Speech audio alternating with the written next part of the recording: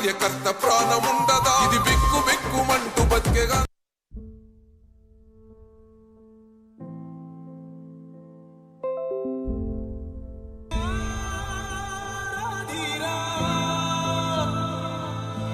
ఏనాడు నీ పరిపాలన మాకు వరం నీ వల్లే ఈ రాష్ట్రపు సంక్షేమం సత్యం నిత్యం సఫలం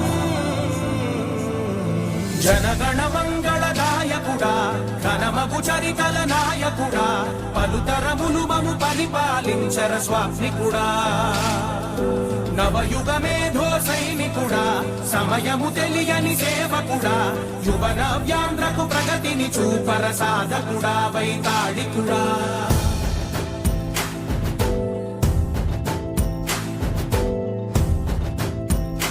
హలో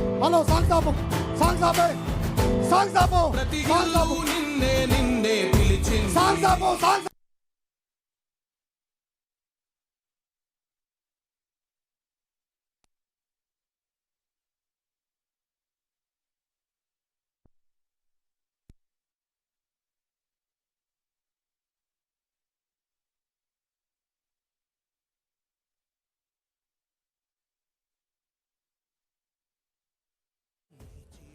హలో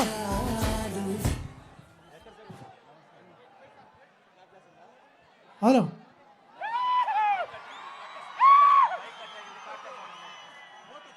మైక్ కట్టండి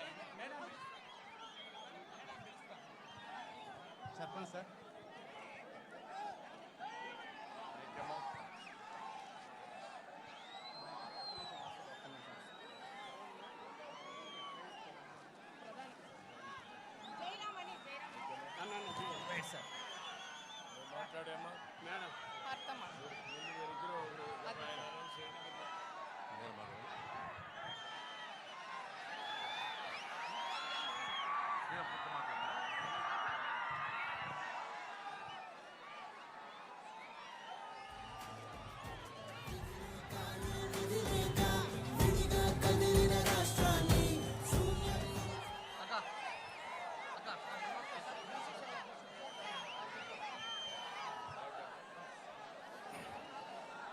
ప్రజాగళానికి విచ్చేసినటువంటి మన జాతీయ పార్టీ అధ్యక్షులు నారా చంద్రబాబు నాయుడు గారి పాద పద్మాలకు నమస్కరిస్తూ